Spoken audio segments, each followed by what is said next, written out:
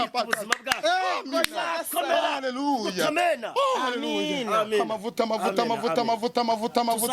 Mani boma amahirwe ya nyuma. Hari indi jambo rimfasha mu buzima.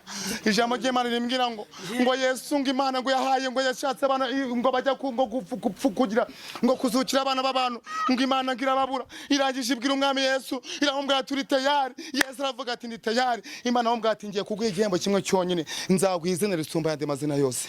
Nubyumva neza mvugira amen.